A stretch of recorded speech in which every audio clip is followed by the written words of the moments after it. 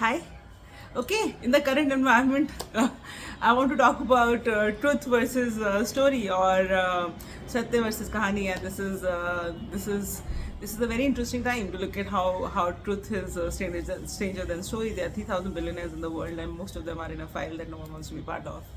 And most of the famous people, most of the people you have considered your heroes are now. Um, out there in there, right?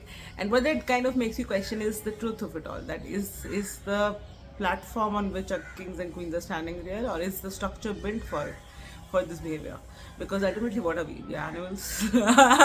And we always have we come from the gorilla tribe. We are monkey people in that sense. And so there's always a chance to go into your animalistic base of behavior, and being self-aware has nothing to do with not having the animalistic instinct. You always have the base animalistic instinct, but every time you go down the rabbit hole to kind of pull you back yourself from that, you always have a higher choice and a lower choice, and you decide, okay, which one do I take? There are always two roads. And the higher you go, the lower you'll fall. The lower you are, the higher the possibility of going up. But there's a constant thing. There is no destination called evolved. There's no destination called awakened.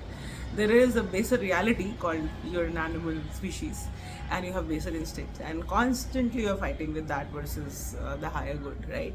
And which requires self-awareness. If you're not self-aware, and if you're only stuck in roti kapda makan and hero worship and celebrity worship or whatever, if you're always othering your life, then that will never happen. That moment will never come, right? And which is what we've all learned, that all our heroes have feet of clay. And why are they our heroes? What are the reasons? There is nothing intrinsic vacuous from inside. There are no inner lives. It's just this display of power, wealth, glamour that we have kind of fallen for. And as somebody who works in media and faith, and this is constantly the battle that I'm also fighting with, right? Because faith also looks very seductive in all its glory, and do this, do that, the rituals. Rituals are good to regulate nervous system, but that's about it.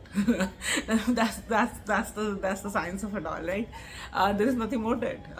If you hold on to the past, or if you focus too much on the future, you're not living in the present moment. In the present moment, you have to make choices which kind of keep your base of behavior in check. So, for example, I have to constantly look at my ego and anger, and every time I give into it, I know that, okay, hey, there goes today and this decision. And you're constantly trying to not be in your baser behavior, and it's a constant struggle 24/7. There is no like, hey, I'm now awakened, evolved, and now I will be better forever from here on. No, that is the myth. That is where everybody falls, right? That is where you're like, oh, I'm so disappointed in my spiritual gurus who have turned out to be God knows what at this point, devilish. Same is true for us. If I go down my anger, I can destroy everything. If I go down my ego, I can be very very self-righteous, and that is something that you have to be mindful of at all times. You cannot afford to be unconscious anymore. You cannot afford to fall for the stories given to you, because there is a lot of fakeness. Authenticity is very hard to find. Even that is being faked. So I think the only test I have today, because between all the stories that I live in and the truth, which is nothing to do with me, truth when you see it, is how I feel around system structures. Now you're realizing more and more are built for corruption, but humans, right? If my nervous system is regulated around you, I think more or less we're okay. If the only time I'm speaking to you it's only leading to just negative spiral, or my nervous system feels completely off, and I don't know the logical reason as to why that is. And by now, most of us have met some of these people in these files. And for example, I work with the government, so Bill and Melinda Gates Foundation is something that we worked with, and there is a certain grayness. I work with most celebrities. There is a certain grayness that you feel. There's a certain unsettling that you feel around these people, and you don't know why.